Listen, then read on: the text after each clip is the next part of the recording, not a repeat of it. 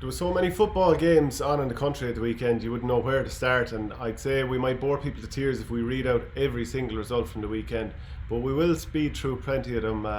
We'll start off in Galway because, much like the hurling, the All Ireland Intermediate champions played against the All Ireland Senior champions. In this case, it was Corofin, 3 in a row champions, no less, against Kildare. It was a tight enough game for a while, and then all of a sudden, Corofin just exploded, winning 7-17 to 11 points. And what stands out to me is the fact that they can be going for 8 in a row. They've won everything. They've created history with the 3 in a row, and that they can still come out and batter teams like this. I don't know what it is there, but just that hunger just isn't abating at any stage at all.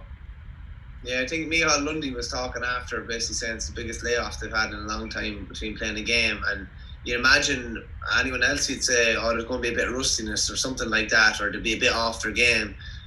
They weren't at all. Kildare had 2 good goal chances in the first half, didn't take them. Corofin went down the other end, did take their chances, knocked in 5 in the second half. And it must be very, very demoralising when you're playing against that. They're so efficient as well.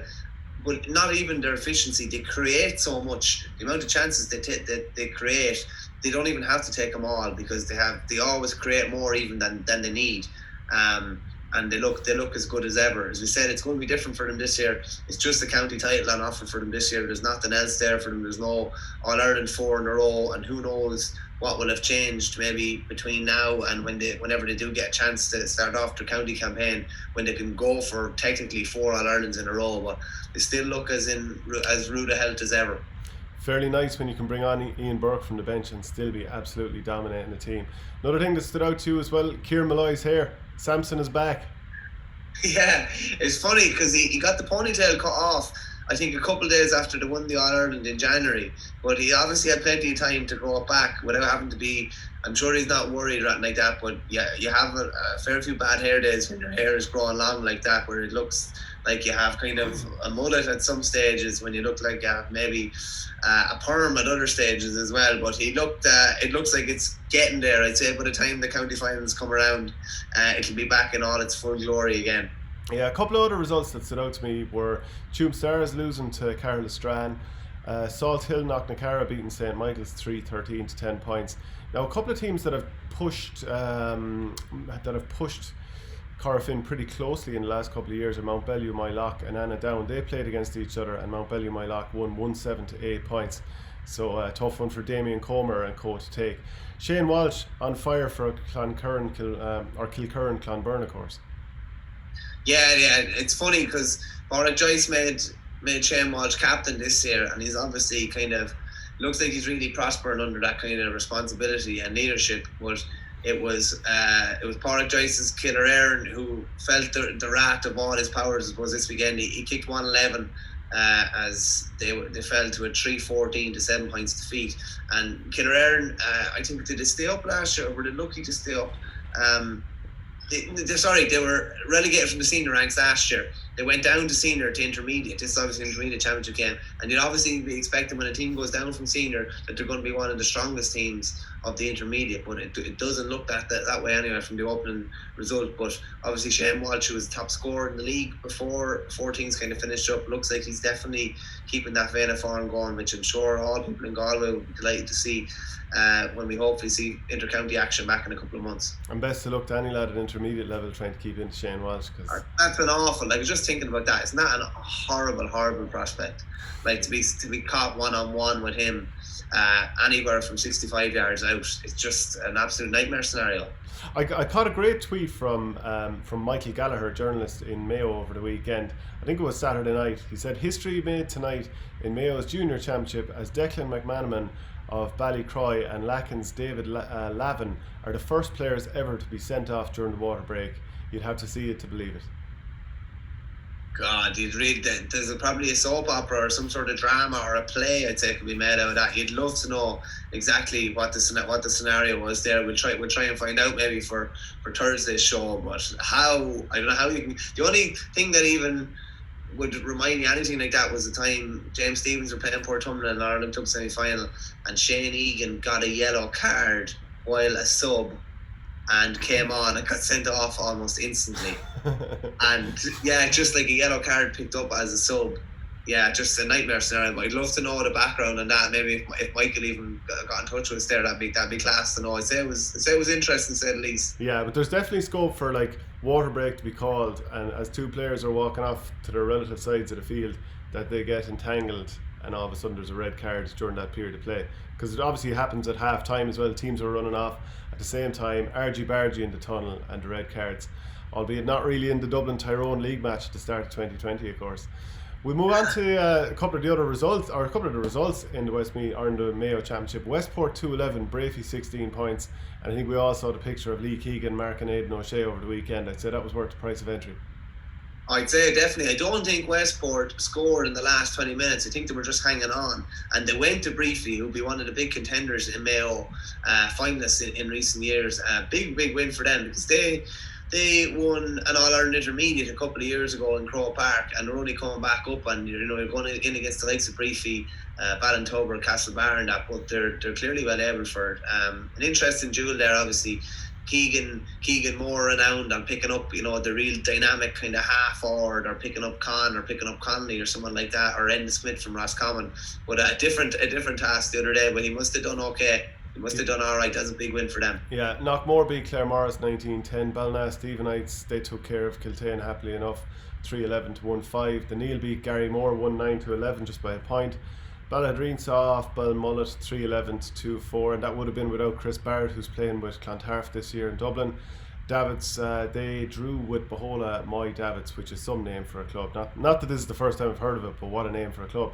Ballintubber then against Dahamore, that was a draw. Now this was Killian O'Connor. He played in the league a couple of weeks ago, and I think he'd scored something like 8 points.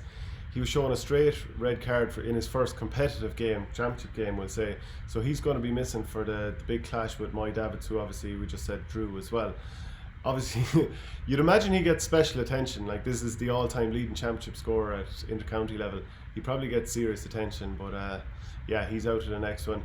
Castlebar, they beat Charlestown 112 to 19, and Donny Vaughan, he hobbled off late on. Of course, he changed club to Castlebar, so as I said, he hobbled off late on.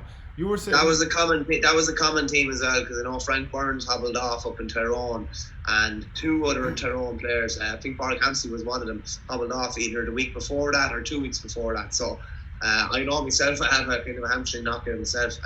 There's an awful lot of lads been struck down with them at the moment, just from the regularity of games and everything kind of coming fairly thick and fast. Yeah, it'd be very interesting to see which team goes in fairly handicapped into the inter-county championships because of this kind of thing, and like where is an inter-county manager at a disadvantage because his players might have played far more games. Like for example, you were going to mention this, Lockmore Castellini, they're playing both hurling and football. So is Liam Sheedy, for example, going to end up with more injured players? And with James Horan, is he going to be worried about, let's say for example, Keith Higgins playing football and hurling?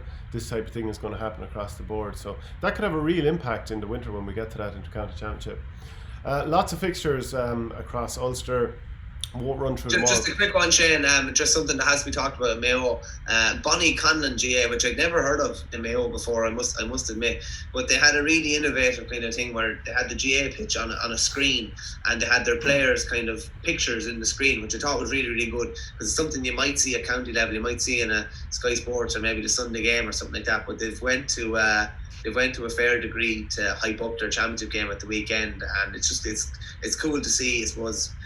It's basically a PRO or someone within the club going to really, really long lengths to spice something up or make it even bigger than it already is. I thought that was pretty cool. And I actually saw a journalist or two compliment them on it too, so that was very nice to see. Plenty of results in Cavan, Antrim, Clare as well. Actually, a game that stood out in Clare, an incident should I say, was when St. Breckens were playing Cura Clare. Now Breckens won 2-8 to 2-5, but Cura Clare were down to 14 men, and it was a level game late on. So Breckens did look like they got the crucial goal when Jack Sheedy ran through and he finished it to the net. And the first time I watched it was without the sound, and the goalkeeper just sort of turned away from the shot. And then I realised, it's free out. So obviously I think the referee had called for a hand pass that wasn't legal to Jack Sheedy. But then Cura Clare looked to take a free and play it out of the defence. The defender kicked the ball off the back of his own teammate's head. It bounced to Sheedy. He puts it in the net. Brecken's go on and win it. So real calamity Benny Hill type stuff. I never think like him. If he's tried to stage it 100 times, he won't be able to pull it off as well as the boys did in the championship match the other day. But God, you'd have some egg in your face. You're going to be seeing that one and hearing about that one for a long, long time. Yeah, a couple of the other kind of bigger names in the Clare Championship. So Cratloe lost to Lissy Casey 2-9 to 13 points, and then Kilmurray Bricken 12 points, Milltown Malbay 9. So that's a big result there. Derry Championship, plenty of results there. Just to look at Schlockneil, they had a handy win over Kilray, 18 to 6 points, but plenty of others there that you can catch later on ourgame.ie. Donegal Championship, Kilcar, I should say, had a thumping win over Termon, and that was only like 4 points to 2 with the first water break, but it finished up 4-21 to 7 points. Glenfin, they beat Killybegs 112 to 1-6. Guidiver 217, 4 Masters, 7 points. And Glen Swilly, they lost to St. Michael's, so obviously that's Colin McFadden's men out shooting Michael Murphy's. Kildare Championship, now this was a great story again. Now we talked about in the hurling club talk that Dan Shannon playing his 28th season. Well, Johnny Doyle, he hasn't missed a game for Allenwood since 1996 when he made his championship debut. Unbelievable goal and such a quality player.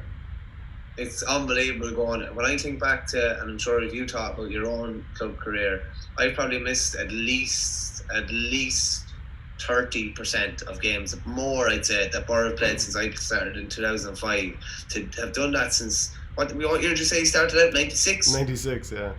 That's absolutely unbelievable. It really, like, the durability of that man, just to be able to, and like as you've mentioned about other players, he's definitely taken, like, he's the focal point of Allenwood, like, and he's definitely getting special attention, and he's definitely been, marked harder, marked tighter, more physical in tackles and stuff like that, and it just shows how durable and robust he is. Like, that's unbelievable to be still going at that age and still so influential as well. But just to even give context, 1996, that's the same summer that Liverpool wore the white suits for the FA Cup final. That feels like it was many moons ago, which it was, but like that just shows how long he's been going. And did they have a victory? Was it against 2 Mile House? They played against 2 Mile House. Yeah, they won. I think it was 114 to 7, I think. And I think it was a surprise win as well. But Johnny Doyle kicked 6 points in it. Just unreal. Like, what you'd give to have a body like that can just stay going regardless. He's probably built for Ironman or triathlon whenever he finishes up the football. Yeah, he's lean as a butcher's dog. Selbridge did a 420 to 2-7 win over Confey. Round Towers beaten Ace by a goal, 111 to 11. Moorfield beat Carberry 220 to 1-6. On that, Rolly Sweeney has retired from playing action and is now manager of Moorfield. So God only knows how many years he'll be consecutive involved with the Moorfield senior team, but it's fair going, and they're going to be obviously thereabouts again. Yeah, St. Lawrence's, they saw off Eadstown 14-12. Clane and Monasterevin, now that was a bit of a beatdown, 3-17 to 2 points for Clane. And Sarsfields, they saw off Johnstown Bridge, who didn't have Daniel Flynn. He tore his hamstring and he'll be out for a while as well, so no surprise to see Sarsfields win that. Yeah, as well as that, like Johnstown Bridge, I remember chatting Luke Dempsey, actually was chatting him the day before Daniel Flynn got injured, and he was delighted to have him back, and his brother Kevin, and even the 2 Cribbins back. But to lose someone like Daniel Flynn, I think Sean Hurdy, who had a stint in the AFL as well, he's out with a serious enough hip injury as well. But interesting kind of story on the sideline. So Luke Dempsey lived in Johnstown Bridge when he was younger and played with them, I think, even in the 80s, and he took on a Sarsfields team that was trained by his nephew Billy O'Loughlin. So Billy actually played with St. Lomans when Luke trained St. Lomans in recent years. Dempsey is married to O'Loughlin's. It says here in the copy, Dempsey is married to O'Loughlin's mother's sister. Sorry, I was reading that wrong. But they obviously know each other pretty well, and I think O'Loughlin, his last playing days were under Luke Dempsey as well, and he said that over the last 5 or 6 years, anything he's picked up from a management point of view, everything that he picked up was from Luke basically. So that was an interesting kind of a meeting. But pardon the pun, they were always going to be fairly hamstrung without Daniel Flynn, realistically. Yeah, without doubt. And then another fixture that stood out for you was Raheens against Maynooth, 3-9 to 8 points for Raheens. But there was a reason that it stood out to you. No, not that fixture. No. But there was No? the Moorfield Reserves had an interesting one. Mark Murnahan was playing for the Moorfield Reserves, and he was joined in the full forward line by his son Ryan. Like having a father-son duo in the full forward line is a fair achievement. I know you were chatting Philip Lanigan, the journalist from the Mayo, relatively recently, and he played. I'm not too sure what grade of hurling it was, but he played with his son, which is a great thing to have. But I just thought it was a kind of a unique one. I'd say there was a couple of fathers who maybe didn't think maybe that they'd play again or have the chance to play again with sons or cousins or anything like that maybe came out of retirement during lockdown as well. But I thought that was a nice little story over the weekend. Yeah, it did indeed. Leitrim Championship, Moyle beat Fina, Melvin Gales, they beat Drumreilly, Alan Gales beat drew with Leitrim Gales, so that was 1-10 apiece. Shane O'Rourke's sideline for Simonstown Gales over the weekend against Screen. It had that sort of quality. You know the way left footers are so celebrated when they put a banana shot over the bar, Kieran MacDonald and so on. But Shane O'Rourke, just poetry in motion. And again reminds you, imagine if he didn't have all those hip injuries and he could have lined out for Meath for years and years. Yeah, we talked about before. He's probably one of the greatest losses. Like that, not someone who went to the AFL or anything like that. Just someone that was riddled with, I think it was hip injuries in his instance. That we were just robbed of his talent, and Meath were robbed of his talent because he could have been a Colossus at probably 14, 11 or 8 or 9 realistically. He could have been a Colossus in any of those three kind of key positions, and Meath could have probably built around him for a decade or more. So it's hard to take, given the pedigree that he has as well, being Colum's son as well. You just know that he would have been one of Meath's best players over the last 10 or 15 years. And when you see him doing something like that, you're delighted to see it, but I always kind of have that pang of regret that you didn't get to see enough of him, you know. Yeah, Wolftones beat Curraha. Centralstown, they saw off the Fina by 4 points. Gael Columkill beat St. Columkills 117 to 112. That's an interesting one, isn't it? The battle of the Columkills. Yeah. St. Peter's of Dunboyne, they saw off Dunshaughlin. Summerhill beat Moynalvey. Dunamore Ashburn beat Navan O'Mahony's by a goal. And then Ratoath battered Nobber. But that, of course, as I was talking to Donica Boyle last week at the Irish Independent, your colleague, that was Brian Farrell, who had helped bring Nobber up from intermediate last year. His first championship management outing was against his home club with the champions Ratoath. And look, I'd say it was a very unpleasant experience for him watching his new team batter his native parish. The GA has an amazing way of throwing up these type of things. When you retire or you walk away or you go out managing something, that you end up playing against your own. It's one thing playing against your own, like remember Eamon Keegan saying in 1994, like that he couldn't lose when he was managing Offaly against Limerick in the 94 All-Ireland final, but he couldn't win either. And this is a classic. Like Brian Farrell, when he knew this game was going away from Nobber, like you're almost probably, you can't, but you're almost like asking your own players, just like, can you ease up or something? Do you know what I mean? It's a horrible situation to be put in. Like 5-21 to 2-6 is a fair beating in football now. Do you know what I mean? So yeah, it's one he'll never forget. Whether it's for the right reasons or not, I'm not sure. Yeah, there's full round of fixtures there in Monaghan. Ballybay beating Maheracloon 112 to 19 was one that stood out. Maheracloon, of course, got to the All-Ireland Intermediate Final this year, losing to Oughterard. They had all those issues last year with not being able to use their home facilities because of that crack in the ground and the sinkhole. So very tough for them. They were actually depending an awful lot on the generosity of clubs just all around them, and even in rival counties, so that they could keep training en route to the Croke Park last year. Roscommon Championship, just to touch on the champions there, Pádraig Pearse's they meet Michael Glavies 14 points to 1-8. In Sligo, 3 in a row champions Tubbercurry, they beat Eastern Harps 2-12 to 15 points. And then in Tipperary, a lot of fixtures there. One that stood out then, of course, was Lockmore beating Moyne Templetooey that you wanted to touch on. Yeah, no, it was an interesting one. Lockmore Castleiney in recent years, they obviously play hurling and football and were football champions, I think in 2013, They won the double that year. Yeah, and got to the All-Ireland Club Hurling semi-final in 2008. Obviously not like Brian McGrath, the younger McGrath, and Noel and John. But they're all playing, even the lads, the 3 boys that are with Tip at the moment, they're all playing football hurling every weekend basically. And you're kind of thinking, this must be an unbelievable headache for the various people involved, the players involved, management involved in the communication or whatever. And they've kind of an interesting tactic in Knockmore where Frankie McGrath manages both teams. If you have somebody who has the expertise to manage high-level football and hurling teams at the same time, like that, the benefits to that are like, at least like he knows that he's seen the boys play football this weekend. He can rest them on the Tuesday night. It's non-negotiable. Boys, I saw what you did in the match the other day. You're resting here. Whereas if it's a different manager, you're kind of, I want them lads. I need them here training for the hurling or whatever. So it's definitely something that would, I'd imagine, would work fairly well if you got the right man and the right management team in place. But it's a good way of making sure that they're competitive in both, while I suppose not, while without being smart, while not abusing players in either code either, and maximising the talent that they have and trying to keep them on the pitch as long as possible and keep them fit. Absolutely. Westmeath Championship then, Gary Castle, they beat Athlone 17 points to 2-7. So that's a losing start for Liam McHale, the Mayo legend who's involved with Athlone.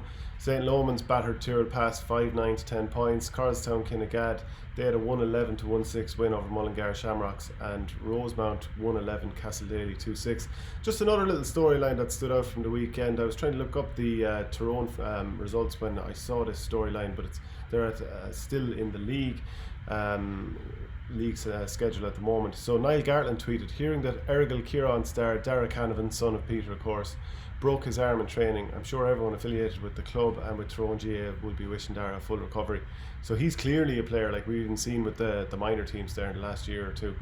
He's a serious star, but between him and others, and we've talked about it already, there's going to be serious casualties in the club championships that are obviously going to hurt the clubs, but also the intercounty later down the line. Yeah, like Dublin are without Jack McCaffrey already, not injury related or anything like that, but a couple of big injuries, and you'd see them under an awful lot of pressure. And the year, not an awful lot of pressure, you'd see them under pressure. The likes of Clugston, who's only coming back from a knock, Brian Fenton, Brian Howard, these sort of lads, the key players. So it could be which walking wounded is just in better shape by the time it gets to the intercounty starting, and that's going to be really, really interesting to see, because as you said, the longer things go on, the likes of, we mentioned them just there, the likes of Noel McGrath and John McGrath are definitely going to be more injury prone once the intercounty season starts, as opposed to someone who's been playing hurling and had 2 weeks and then played another game. Do you know what I mean? So interesting to see the attrition rates, but as we mentioned Tip and Dublin, they are two counties that obviously reigning champions but would have stronger panels than most. It's probably still going to be the ones with the shallower panels that are going to struggle more when the county season starts again, because they're probably the ones that can least afford any injury, let alone to one of the top players. Absolutely. So that's it for Club Talk Football. We'll have more later in the week when we preview the next round of the football championships. If there's any stories we missed, let us know. Thank you very much, Michael. Cheers, Shane. Good man.